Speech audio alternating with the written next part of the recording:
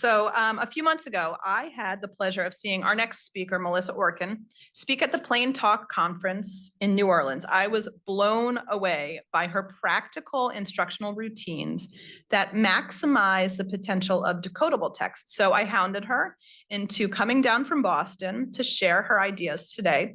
The topic is particularly relevant as Penguin Random House increases their availability of decodable text with the DK Reader series. Melissa Orkin is a developmental psychologist who specializes in learning disabilities and achievement motivation.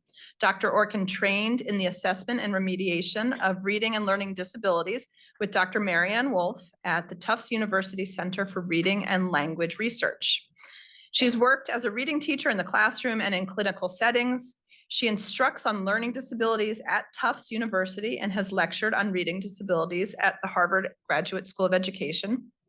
Melissa contributes to publications on a variety of topics, including literacy development, executive function, and she regularly provides professional development workshops, consulting with private and public schools on the best literacy practice. So Melissa, the floor is all yours.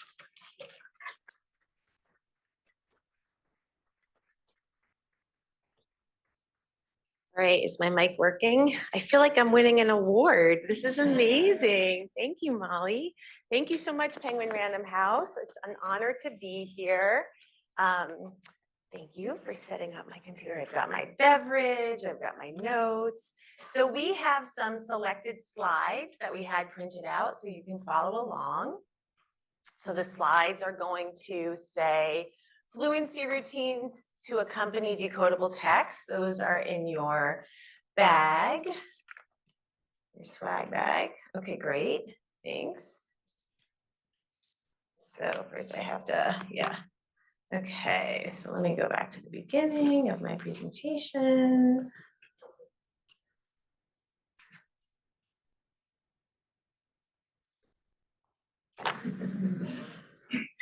All right. Okay, so as Molly said, my name is Melissa Orkin, and I work with lots of amazing educators, and I think about reading and fluency a great deal. And because I work with so many educators, last night I was thinking, how can I make fluency compelling for educators on June 10th, when they have many other compelling things to be thinking about, like summer plans, but I am going to do my darndest to make it compelling for you.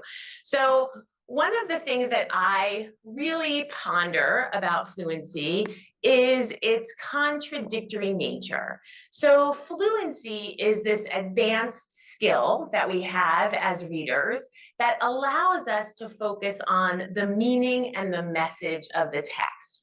The act of reading kind of falls into the background. We're barely aware that we're even reading. We're only aware of what we've read. And yet, what's interesting about that is when fluency is really at play, it seems automatic. It seems natural. It seems like something we were born with. But fluency is in no way, shape, or form natural. And so when we talk about the science of reading, as Molly said, what we're doing is we're thinking about how do we take the evidence from cognitive and behavioral science to inform our understanding of the reading process and what high leverage instructional practices we can use. And also, how do we take the benefits of written language in conjunction with oral language to understand what it has afforded us as a species, as humanity, to learn and grow and go beyond our existing circumstances. So I want to do a little thought activity here to start out. I want to see if we collectively, as a group of educators and publishers and distributors, can think about when do we think written language emerged in the evolution of our species. So we have today, right here we are walking down the street in New York, 2024, and there we were 2.5 million years ago, the first basically instance of man, which was called Homo habilis. And so if we connect these two on a timeline, we have the trajectory of our development, our initial development as a species, all the way to present day. So can we all agree that we're using written language today? right? Yeah. Okay. So I'm going to go backwards in time. And I want you to put your hand down when you think written language was not in use. Okay. So let's go backwards in time. So let's all start with our hands up in the air. So how many of you think that 2,000 years ago, written language was available? People were reading 2,000 years ago. Oh, I see some hands. All right. How many of you think 5,000 years ago, people were using written language? So that's a picture of a Sumerian from ancient Sumer. I see some tentative hands. How many of you think 10,000 years ago, people were using written language? Oh, I see some strong, confident people back there. And any anthropologists in the group? How many of you think 40,000 years ago, people were using written language? That naked man walking around, that naked Homo sapien. How many of you think 350,000 years ago, the Neanderthals were using written language? Oh, two brave people. Okay. Well, this is the answer. It's about 5,000 years old. So written language in the scope of our evolution as a species is really, really recent, a really recent phenomenon. The rest of our sort of time on Earth, we were communicating. So we have the Homo habilis people on the very left. Those are thought of as like the early humans. We have the Neanderthals in the middle, and we have our closest mammal relative, which is a chimpanzee, all the way to the right. And the reason that I put the chimpanzee on there is because we don't really know how some of these early people communicated. We weren't there. There was no written language. We don't have any documentation. But if we use the communication abilities of a chimpanzee to base it off of, we know that there was some basic oral language that was happening. They could convey their emotions through vocalizations, and they could name probably objects. But what happened was around 120,000 years ago, modern humans came on the scene. They were there when Neanderthals were also in existence. And the two groups lived side by side, competing for the same resources. The Neanderthals died out, which is why we're not all Neanderthal today. Some believe that complex speech was the primary advantage for humans. And they believe this because of differences in skull size and shape. Why would oral language be an advantage? Well, as a result of language, the brain activation becomes more robust. We can go beyond what we're presently experiencing. We can cooperate, we can plan, we can negotiate, we can make rules. In essence, we can form a society that is much more capable of a group as accomplishing something than individuals. So when we think about this kind of space in history, here we are about 40,000 years ago at the time of the Homo sapiens. And at the time, we're basically hunter-gatherers. We're moving from place to place. And then there's a pretty big jump. In about a 30,000 year period, there's a big jump to a very different way of life. What are some of the differences you see in that other picture? What do you notice over here in this right picture? Yeah. Well, I have a question. So scratching on rocks and painting faces and stuff, are they considered written language? So that's a good question. Well,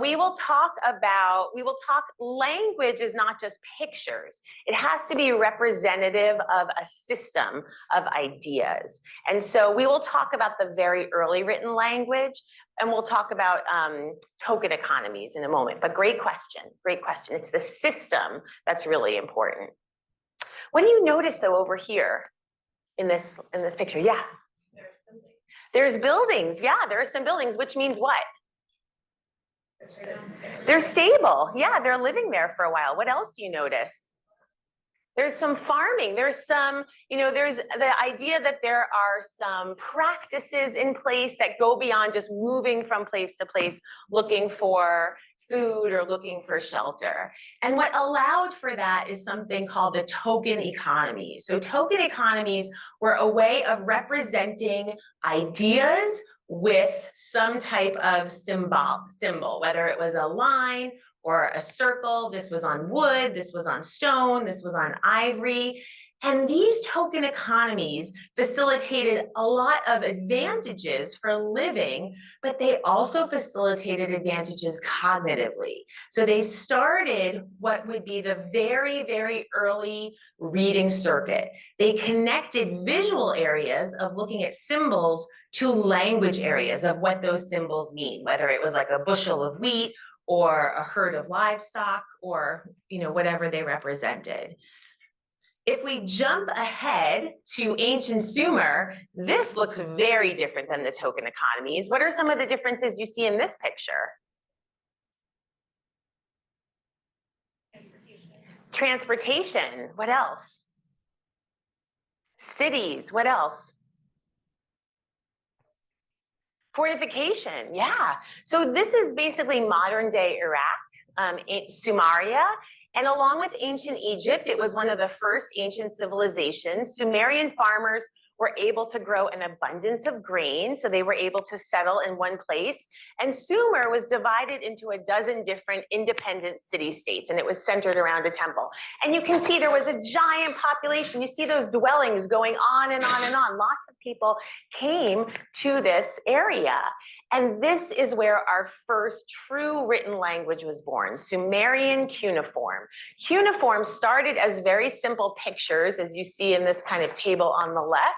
And the pictures, you know, initially represented like a donkey or an ox or sun or, you know, a foot. And then they developed into logographs, which is an idea. Rather than just one ox, it's like the ox plowing the fields, that sort of thing. And we have relics from Sumerian cuneiform that indicate that they were involved in very sophisticated transactions. We have receipts, we have prayers, we have hymns, we have letters. So this language was being used widely by the Sumerians. Around the same time, Egyptian hieroglyphs were being developed, and they also were an adaptation of early writing. What happened with cuneiform and hieroglyphs is that because each symbol represented an idea, they had to make thousands and thousands and thousands of symbols. Why would that be challenging, to have thousands of symbols as your written language? You run out of space. I love it. You run out of space and it's hard to remember. So it was only a very limited set of people, clergy, maybe some scholars using the hieroglyphic system widely. And along comes the Greek alphabet, and it changes the whole game. Because what the Greek alphabet said is, we're going to create something that utilizes the alphabetic principle, which means that there's a set number of sounds that we have in a language and a set number of symbols. And we're going to take those sounds and we're going to represent each sound with a symbol or a couple of symbols. And then you can recombine them in a whole variety of ways. So for example, in English, we have, does anyone know how many sounds? 44, yeah, 44. And how many letters do we have in our alphabet? 26. So we take those 44 sounds and we represent them with all these different combinations of our 26 letters. And that for the brain is really important, because that leads to automaticity and specialization. We can get, when we only need to know 26 letters, we can get super, super fast at reading. And that's how we use reading as our tool for basically learning everything, is how automatic it is. So basically, written language was developed over thousands of years. We give students about 550 days to learn how to read, right? We give them about 90 days in kindergarten, about 180 days in first grade, 180 days in second grade, and about 90 days in third grade. And then we say, and you're off. That's it, right? So, you know, to think about what it takes to learn to read is really amazing. It's really quite miraculous in my mind. So what we're going to be doing today now that you have a little background on written language, is I've broken up the rest of the talk into 3 parts. First, we're going to talk about word recognition. How does anybody read? What are the stages of word recognition? Then we're going to get into fluency or automaticity. If automaticity is so critical, how do we develop it? And for those of us who are educators, we know that it remains kind of this sticking point, right? That it's one of the hardest things to remediate or to develop for some readers is fluency. They can decode, they can understand the text, but it's becoming automatic as a reader. That can be challenging. So we've got just the thing for you. We've got some routines that you can use as an educator along with decodable texts to build fluency. And that's going to be the 3rd part of our talk. We're going to walk through it. So we were not born to read. We don't have a single gene. We don't have a single neuron or brain cell that's designed for reading. And yet reading is an automatic process that we engage in about 150 milliseconds. So I'm going to flash a word on the screen and I want you to look at it, but not to read it. Okay? Nobody should read it. Otherwise, we're all going to be in big, big trouble. All right, here we go. Ready? Who read it? You all read it, right? You couldn't help but read it. And you read that word in 150 milliseconds. You didn't have to sound it out. You recognized it automatically. It's what we would call a sight word, instantaneously recognized. And within 300 milliseconds, you're thinking, which park does she mean? Does she mean a playground? Does she mean a parking lot? Does she mean a national park? Does she mean an amusement park, right? I'm going to do it again. But this time I'm going to do it in a different language. And I want you to see how it goes. Who read it? What does it say? Barco. What language is it? It's Greek. So we have a reader of Greek. We have someone who has a reading circuit that has been developed for recognizing the Greek alphabet. The rest of us, when we looked at this word, did anybody read it who's not a Greek reader? No, you did? Well, just because I know the Greek letters. Okay. So you're kind of there. Yeah, you're kind of there. So the rest of us looked at it as if it was art. There was nothing in the reading circuit was activated for us, right? And so the reading circuit is this magical, magical thing that works beautifully and fast when we have been taught the writing system. I want to take you inside the brain of a fluent reader so you can see just how fast it works. Oh. Actually, this is not the brain of a fluent reader. This is inside the Millennium Falcon, but it's just about that fast, okay? So the fluent reading brain looks a little bit more like this. This is an image from Stanislav Dehaene, and if you were to look at this image, how would you describe it? What are some adjectives? Even if you don't have any background in cognitive neuroscience, how would you describe this image? What are some adjectives you might use? Chaotic, I love it. Yeah, chaotic. Back and forth, like reciprocal. What else? What'd you say? Connected, circuit. What else? Complex, perfect, complex. And that's why reading is so miraculous, because it is so complex. It is so layered. And so we're going to talk through how this happens in a much more simplified way. But what I want you to know is that when we do brain imaging on adults, on children who are reading, when we put them through an fMRI or we use other brain imaging technology, there is only one way to read fluently. There is one pattern, there is one kind of reading circuit that is related to reading fluently. It's the striving readers, it's the students who are struggling that have very varied patterns of cognitive connections and also behavior.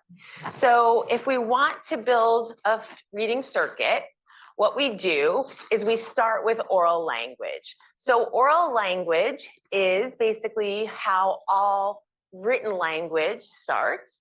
So for the first 5 years of your life, all of the language that you hear is processed through your auditory system. And I'm just gonna have you hold up your left hand, and I'm gonna have you put it over your ear. This is your temporal lobe. This is what's processing everything I'm saying right now, okay? So that's the part of your brain that's processing the auditory system. You have a temporal lobe on the left and the right. I had you put it on the left because left tends to be more language-based. It's definitely the area for written language. Okay, now all of a sudden you're starting to read. And what you're processing in terms of language is not just processed by your auditory system. What other sense is now activated for reading? Your vision, right? So your vision is processed in your visual area called the occipital lobe. So go ahead and take your left hand and put it back over your temporal lobe on your left hemisphere. Take your right hand and put it in behind you. And are these areas overlapping? No. And therein lies the challenge of learning to read. A reader has to build a circuit. They have to bridge these two really important areas. The areas that they have stored all their knowledge of sounds and word meaning and analysis, the language center, and what they're seeing visually, the visual area. And so this is how they start to create that reading circuit. When we think about readers, this is the reading rope from Hollis Scarborough. What she has suggested, or the metaphor that she's used here, is that reading comprehension is like a really tightly woven rope, like a thick rope, maybe something you would use to like dock a boat or something like that. And if you slowly unwind that rope, you get these individual strands. Some of the strands are related to our language comprehension skills. So that's going to be like our background knowledge. What do we know about this topic? Our vocabulary, our reasoning skills, the genre that we're reading from. All of that's going to be language comprehension. The word recognition side of the rope is much more simple. It's our phonological ability, our decoding ability, and our sight word knowledge. 3 things. However, among students who are reading below benchmark, 70 to 80% of them are having trouble with the accurate or fluent side of the reading of the word recognition. That tends to be the bigger bottleneck, the word recognition side.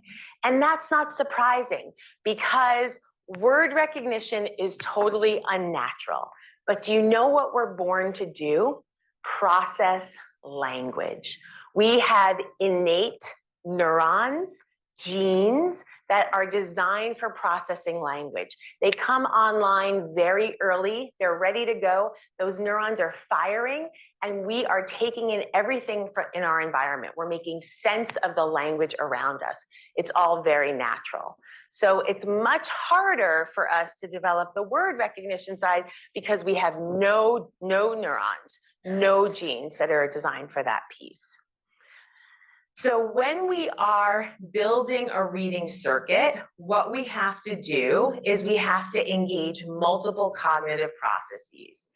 We have to use working groups of neurons to, and we engage in a really great phenomenon that's been coined neuronal recycling. It's a great term.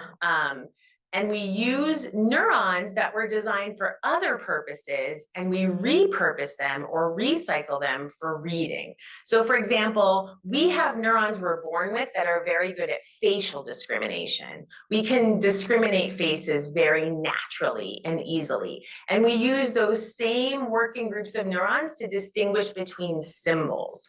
We have an area of our brain that's a big connective area called the visual word form area, and that's where we store the symbols that we know and their corresponding sounds, or the words that we know and their corresponding pronunciation.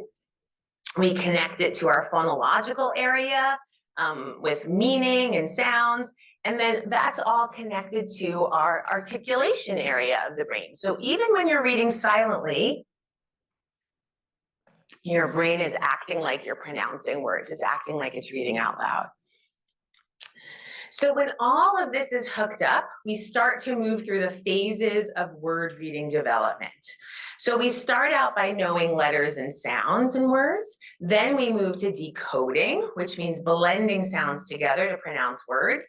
And then finally, we're able to map the words or recognize them automatically. Now, orthographic mapping may or may not be a term that you're familiar with, but it is a really, really critical skill. So orthographic mapping represents our ability to no longer sound out words, but to see them and say them. And that is one of the underlying skills for fluency. Because imagine if you had to sound out every word in a novel that you were reading or a textbook, you would be exhausted. You would not be able to keep track of what you were reading. So the mapping that happens where you saw that word park and you just recognized it automatically is really important for overall reading fluency. So just to give you an example of how this works, for a word like spark, a student at the first level of just learning letters and sounds would be able to hear the sounds in spark. So there are 5 sounds in spark, right? Or 4 sounds. Spark. They would know that the sound S is represented with the letter S, the sound is represented with the letter P, and so on. If they saw these letters in text, they would be able to sound them out and hold them in the right sequence. That's the really important thing in decoding, is holding the letters in the right sequence. How many of you work with younger students who tend to mix up the position of the letters, and instead of saying something like split, they'll say like lip, or they'll say list, right? They kind of confuse the sequence. So the sequencing is really important. And then once they've mapped it, they'll just see spark and they'll say it automatically. They'll say spark. So just a really quick review of this first section. So we've talked about the fact that written language is a recent evolutionary development, that processing written language builds up new connections in the brain, that reading is unnatural, that word reading is the most common bottleneck for reading comprehension, that development of word reading happens in stages, and that the final stage of word reading is orthographic mapping. And that's really critical for sight word knowledge and overall fluency. So we're gonna jump here into a conversation about fluency. So we were just looking at this image of Hollis Scarborough's reading rope. And you'll see on here, there is no mention of fluency, right? Fluency is sort of inferred, it's understood. And it's thought of as a point at which these two strands start to inform each other. Fluency is not just being fast. It's about also using the knowledge of the text to build your automaticity. So I think it's helpful when we think about fluency and we work to define it, to actually listen to students reading. So what I'm going to play for you is a recording of 4 different students reading a passage. This is a passage from a standardized assessment called the GORT, the Gray Oral Reading Test. Do I have any school psychologists or special educators in the... Where are my GORT folks at? Yeah, I see you. We see each other. Okay, so I'm going to play you these recordings of the GORT, and I want you to think about which student you think is most fluent and why. So there are 4 different students. Okay, here we go. He got out of the car. He had a pretty box under his arm. A little girl ran from the house to meet him. Hello, father, she said. Do you have a surprise for me? Father said, I have something for a girl. The girl, come on. I am very good. A man got out of the car. He had a pretty box under his arm. A girl ran from the house to meet him. Hello. A man got out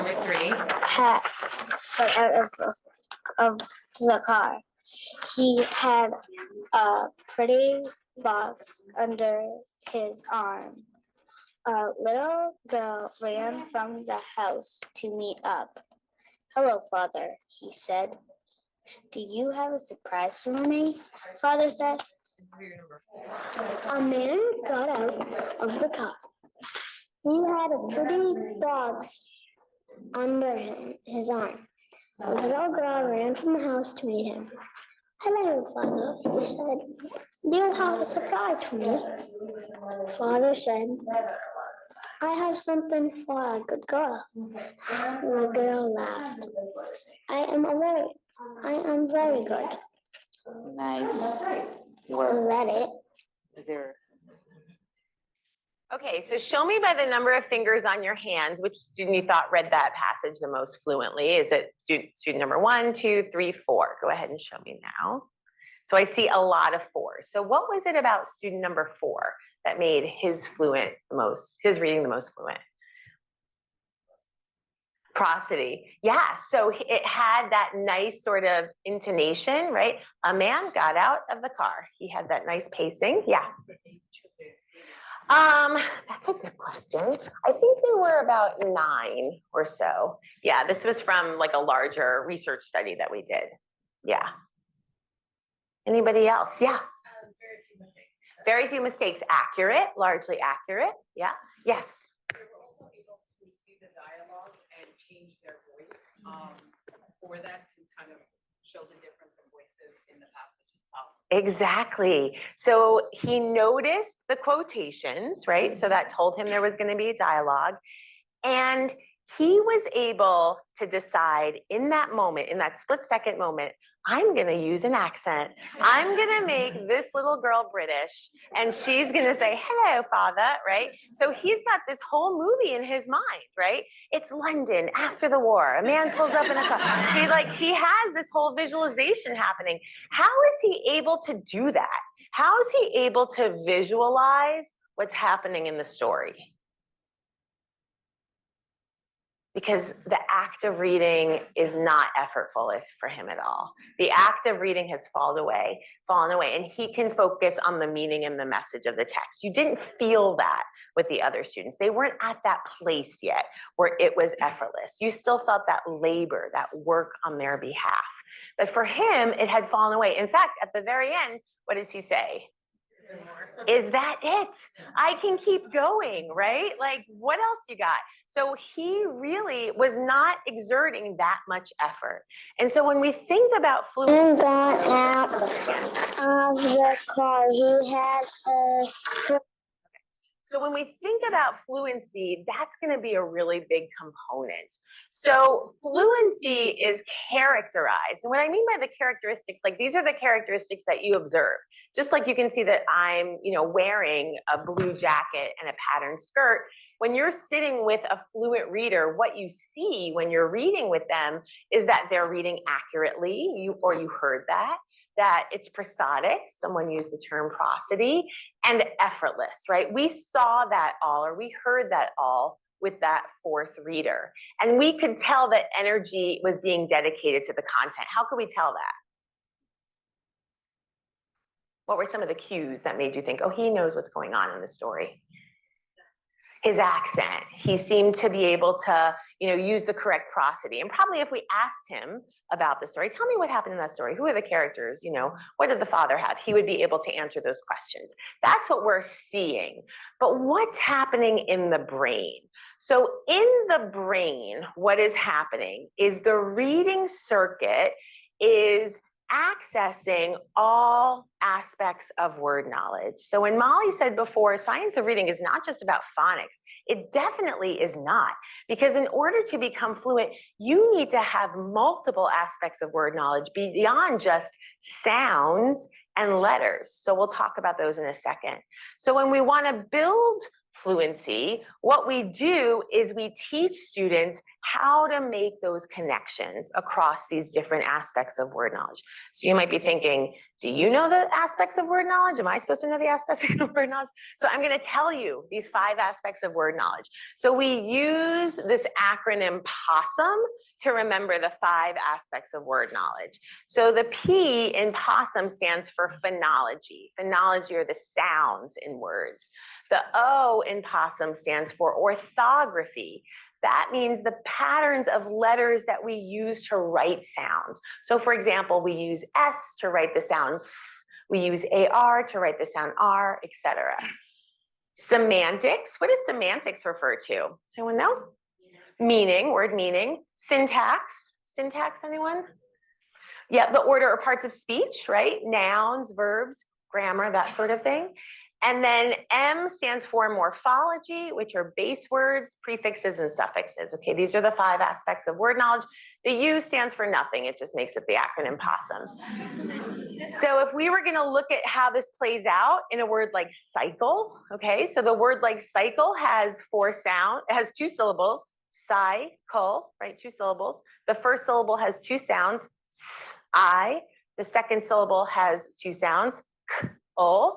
We represent the sound in cycle with a C, right, which is super confusing. We represent the I sound in cycle, the long I, with a Y. And same for, you know, the second syllable is consonant LE. So we have the CLE, that's that syllable type. Some different meanings of cycle. Cycle is a multiple meaning word. So we have a cycle like a bicycle, right? Or we have a cycle like something that goes in a pattern. Syntax, we have some sentences with the word cycle. We supply the travel ticket for you and your cycle, like your bicycle. What type of word is cycle in that first sentence? A noun, it's a thing, right? Water cycles through the atmosphere. What type of word is cycle in the second sentence? A verb, it's an action. So knowing those different parts of speech. And then finally, for morphology, cycle is actually a Latin root. Does anyone know what it means?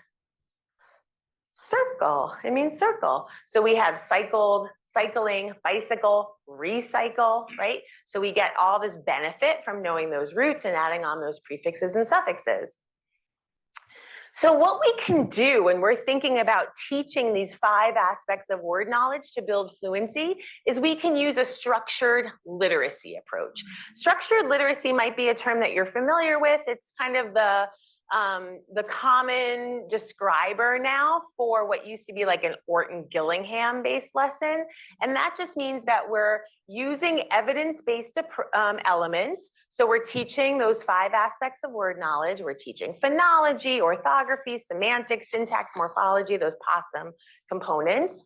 We're using pedagogical principles. So we're using strategies as an educator that's going to ensure that it's done in an effective and engaging way.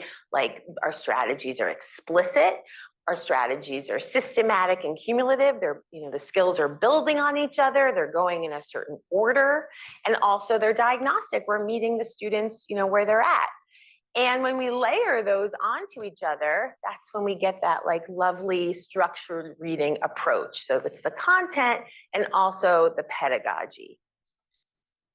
So before I'm going to get into the actual lesson that you're going to be looking at and helping me build, but really quickly, just to review about fluency.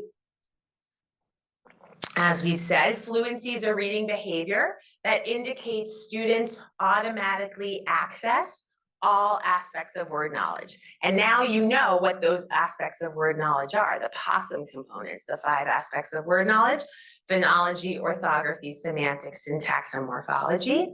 And in order to develop fluency, we need to teach students the connections across those different aspects of word knowledge. So let's actually do that now. So what I'm going to have you do is I'm going to have you turn to the last page of your handouts, and you're going to see an empty lesson plan. And I'm going to tell you who you might use this lesson plan with if you're an educator. So our group crafting mind, so myself and my colleagues who are in the table, actually Sarah has now stood up. So that's Sarah, my colleague, and Alex is sitting at the table as well. We go and we work with hundreds of educators every year thinking about how to support their students who are below benchmark. And so we work with them to look at their data.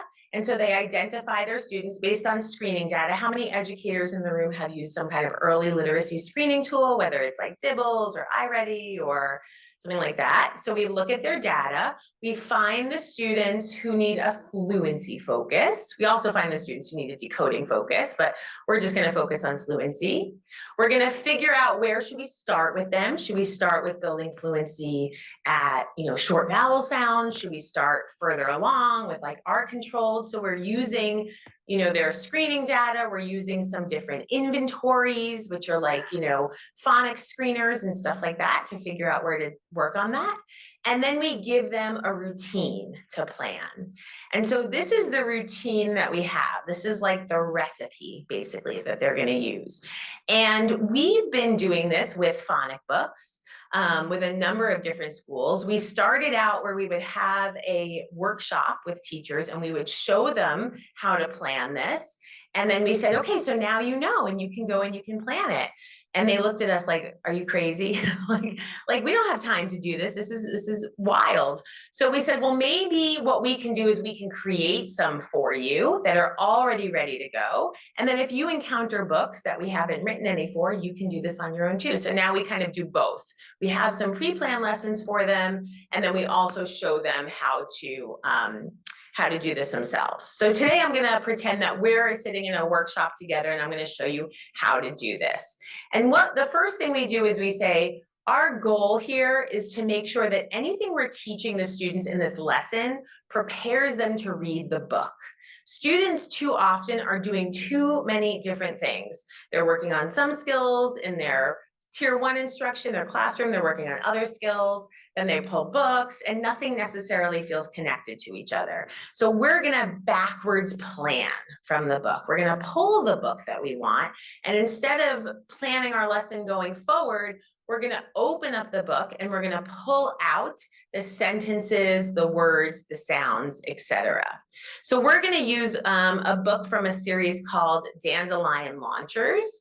And we're going to imagine that we're working with students who are needing to build some fluency with the sound TH. So maybe they're reading in like a first grade, like mid-first grade level.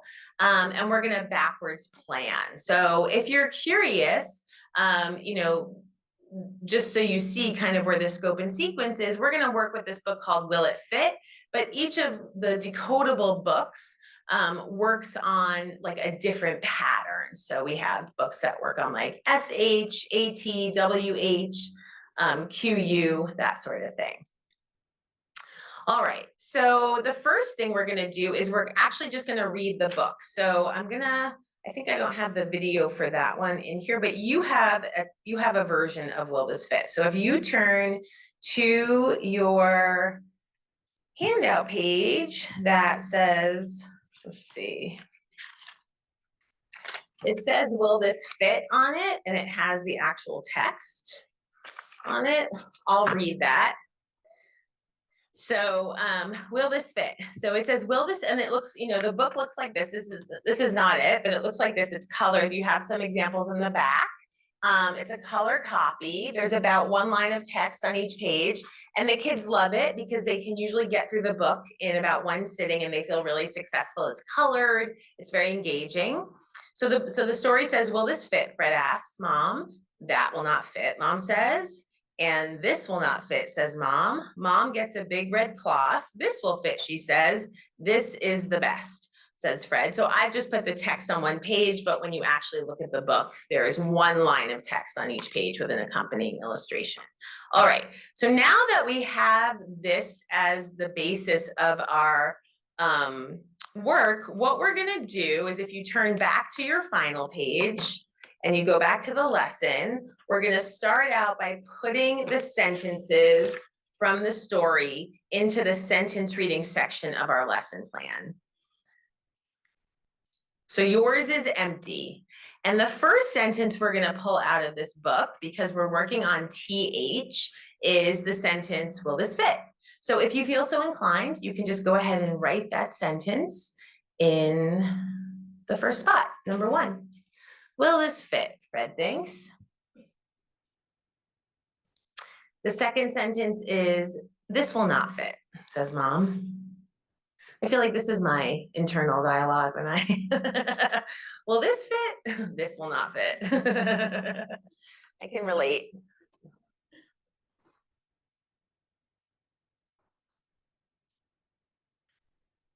Okay, and the last sentence is, Mom gets a big red cloth. So you might notice in each of the sentences, there is a word with our target sound. In the first sentence, we have thinks. In the second sentence, we have this. And then the third sentence, we have cloth. So the TH is sometimes in a different position, but we're working on that TH, okay? All right, the next thing we do is we fill in some of the phrases. So I'm going to show you the RAND chart, but we're going to take some of the common phrases out for students because we want to move them. Remember that fourth reader, he had that nice prosody. He was reading words in groups. We don't want students reading word by word. We want them to see a collection of words that go together as a phrase and be able to recognize them as a phrase. So will this fit is one phrase. Fred thinks is another phrase. And big red cloth is another phrase. And of course, you can use, if you're using this approach, you can use your discretion as, what you think is best. And then if we were just going to read some single words, we're just going to pick out individual words. So cloth, thinks, fit, and this.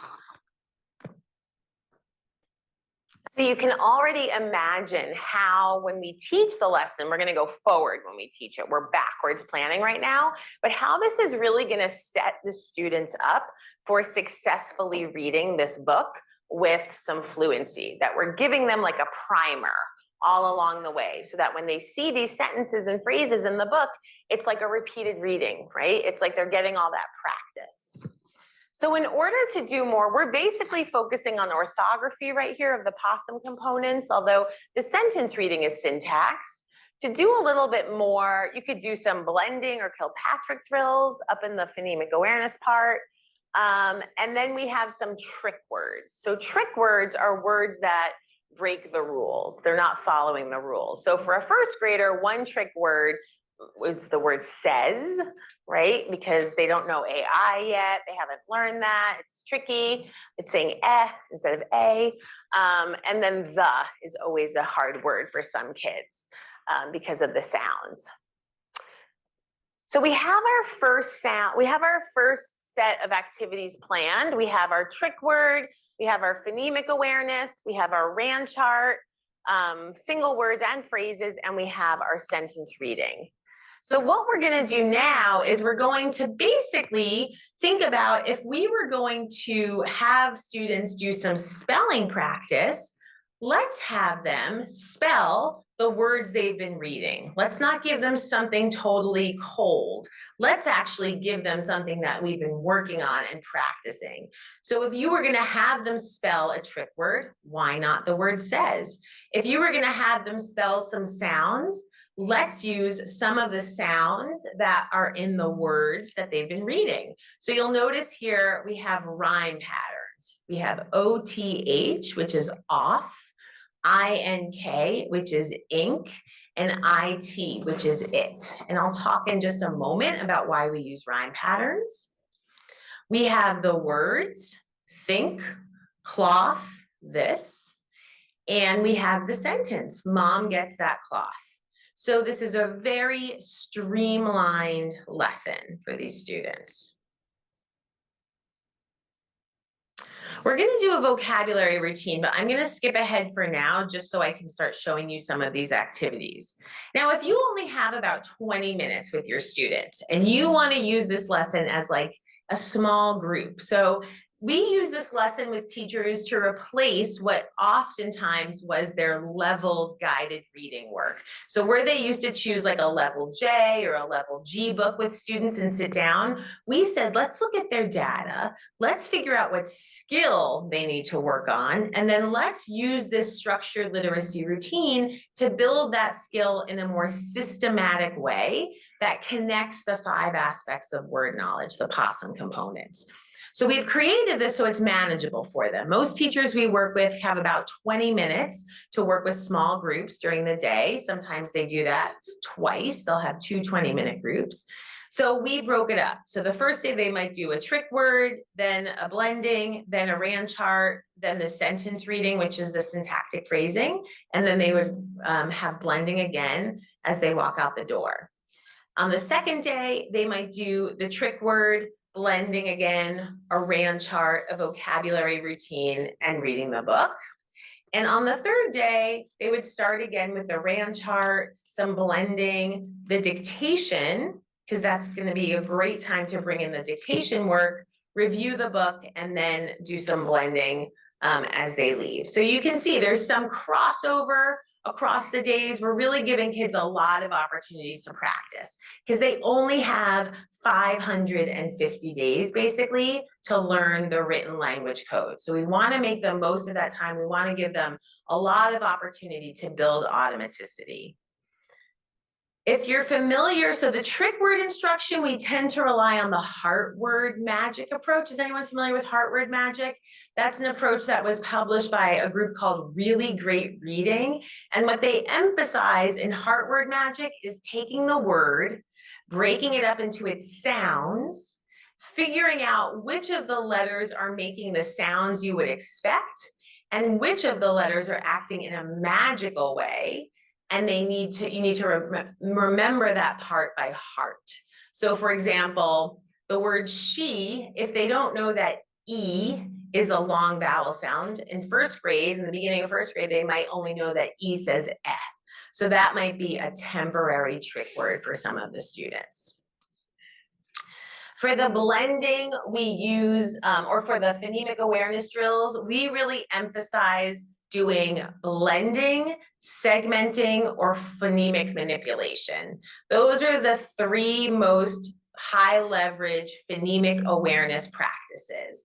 And we use them with the words that the students are going to read. So we would segment or blend the words like cloth and broth and brink and think. So words that they're going to see in the story.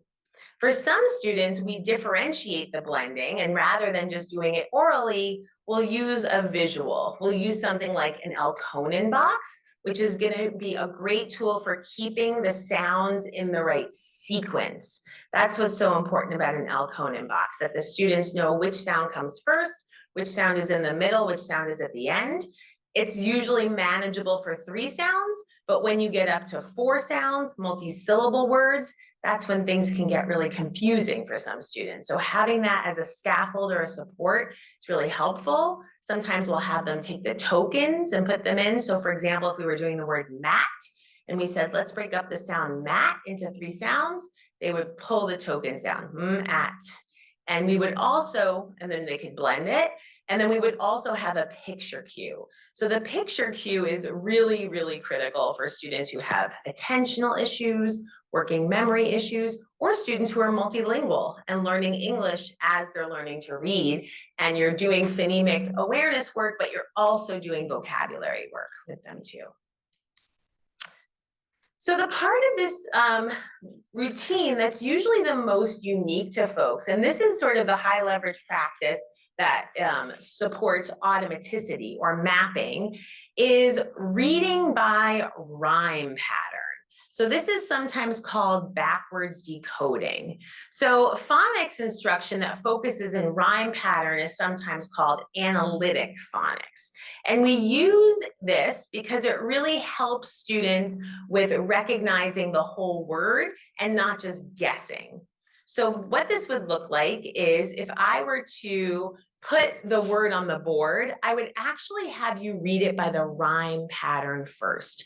So I would put the pattern on the board and I would cue you by saying rhyme pattern, and you would say, great. I would say starter sound and you would say cl, and then I would say blend and you would say cloth, and I would say, what's the whole word? And you would say cloth. Okay, let's try the next one. Rhyme pattern, starter sound, blend. What's the word? Rhyme pattern, starter sound, blend. What's the word? Rhyme pattern, starter sound, blend. What's the word? Great. And then if I had this list of words and I wanted to connect them to meaning, I would say, turn and tell your neighbor which word up here means a piece of fabric. Turn and tell your neighbor which word up here means. What's the word? Wow. Turn and tell your neighbor which word up here means a flying insect. Wow. Great. So then you are doing a little, connecting the P and the O to the semantics. The reason that we do the rhyme pattern work is because to pronounce the vowel sound correctly in words, students must take into account the letters that follow, not precede the vowel. So say this word. How did you know it was B?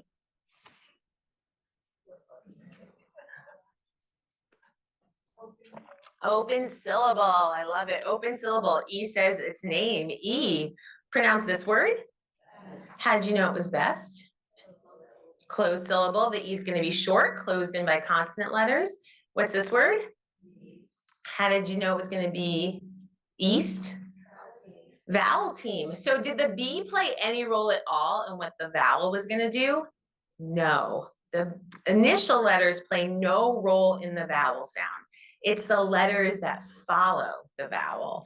And 70% of rhyme patterns that exist in English follow these regular patterns. So if you know best, you know vest, you know test, you know rest. And it makes that reading process much more automatic. So in high frequency vocabulary, about 17,000 words, 400 rhyme patterns make up most of the syllables. So if you know rhyme patterns, you're going to get a pretty big bang for your buck. Rhyme patterns support both single word reading, like ire, inspire, or entire, and multisyllable, entirely, or requirement. You see these rhyme patterns a lot, not just in one syllable short words, but in longer multi-syllable words.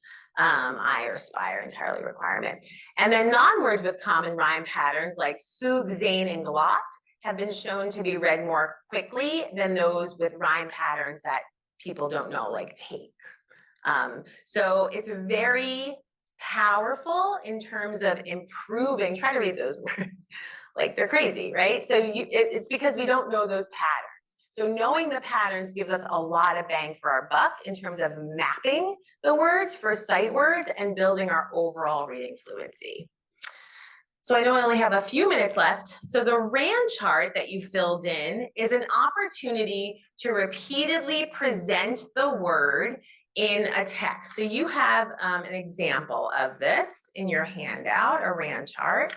And what you see is we've taken those 4 words that the students would have sounded out. You just, practice sounding out some of these words, and we've presented them repeatedly. And this allows the students some opportunity with retrieval. And we can also do this with phrases. So again, it supports retrieval. It builds in a little practice, a little repeated reading. The sentence reading activity, which is on the next page, you're going to see what we've done is we've taken a visual aid, like scoops underneath the sentence, and we've broken it up into the subject phrase, the predicate phrase, the prepositional phrase, so that students are able to recognize not only these parts of the sentence, but then we can use those phrases as a way to ask comprehension questions. Some of our students really need support at the sentence level with comprehension, not just at the passage level. So you might say, who or what is the sentence about? And the sentence is about mom. What did mom do? Mom got, what did she get? A big red cloth. So phrasing it in these chunks helps not only with reading and prosody, but also with comprehension. So I'm going to show you a few videos of this in action with some kids, because it's one thing for me to talk about it. It's another thing for you to see it. So I'm going to play this. Can you hear it? I'm going to show you how it will look. I'll point, and then when I scoop, we'll read the word. So I'll point, you'll read it in your head, and then rain, point, whale. When we get to our hamster, we will roll. Okay, are you ready? All together in your head. Rain, whale, mail, wait. So they have a different list. Rain, whale, My turn. Whale. Your turn.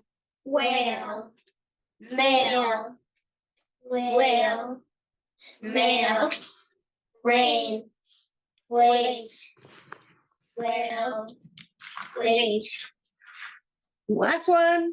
rain. Very good. Now we're gonna take it up a notch. We're moving on to our phrases. Same thing. I'll give you a little bit longer to read it in your head, and then all together we'll say, "Can't wait." Okay, are you ready? In your head. Can't wait. Nails and a shell. Hip wheels. Can't wait. Nails and a shell. Hip wheels. Nails and a shell. Can't wait. Nails and a shell. Hip wheels. You guys rocked that. Awesome. So the hamster is not science of reading.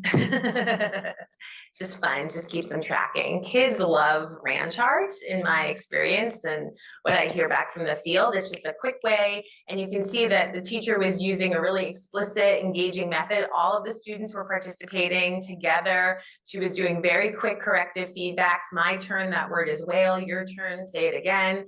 And then they go back. So it keeps the whole thing moving pretty quickly.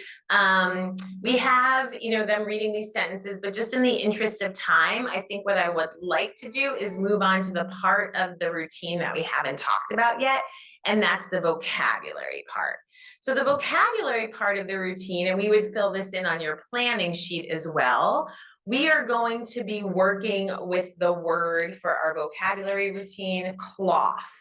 We're going to be using the word cloth for our vocabulary routine. And we often, for younger students, will use words that have multiple meanings.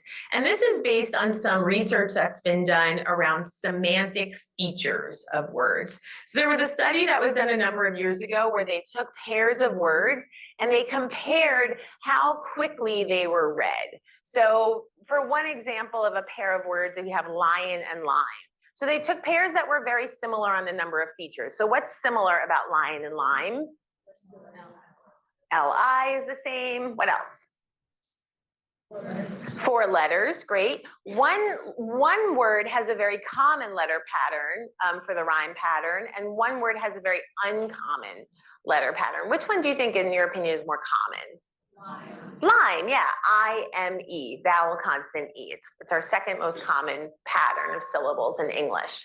So what they did was they had the participants come in, they could track how quickly they read the words as they flashed on the screen, and then they also had them write down their associations. They played like a word association game, and they said, you have 30 seconds, write down as many associations as you have.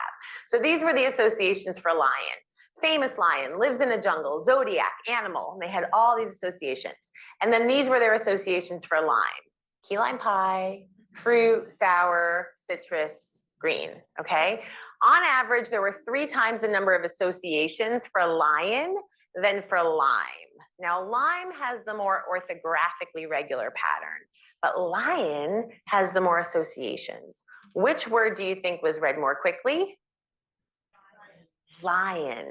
Lion, because it has what's called a more populated semantic neighborhood.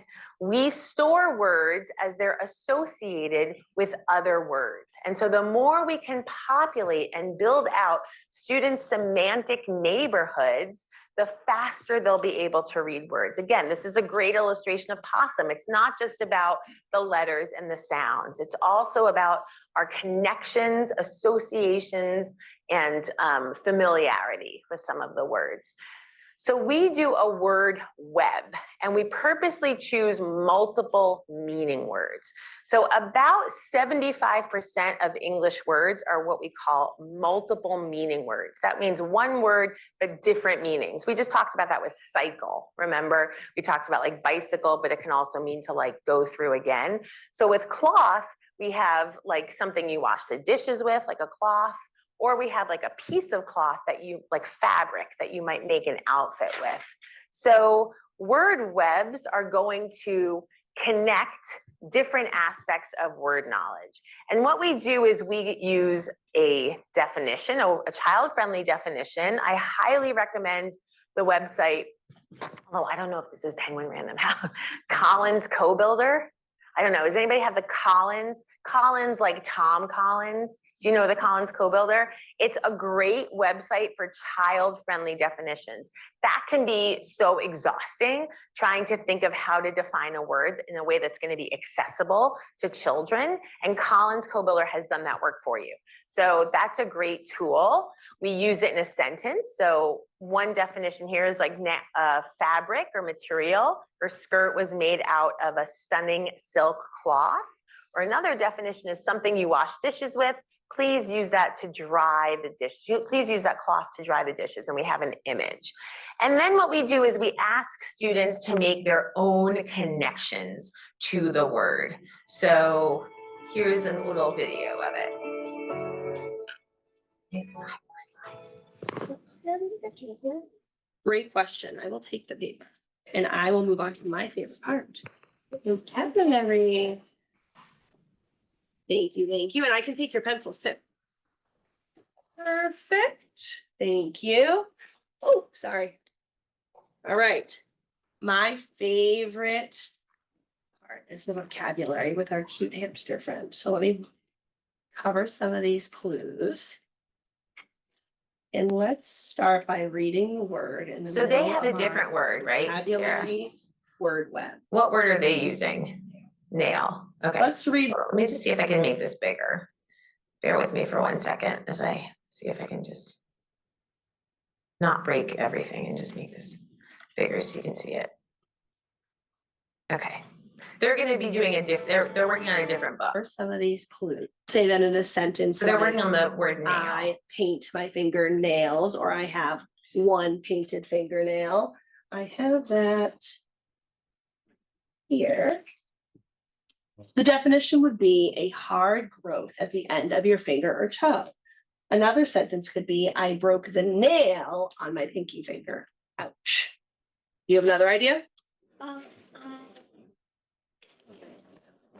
Nail stuff into logs to make a tree house. Yes, so that would be an action word, right? You're the one doing the action, so it would be a verb.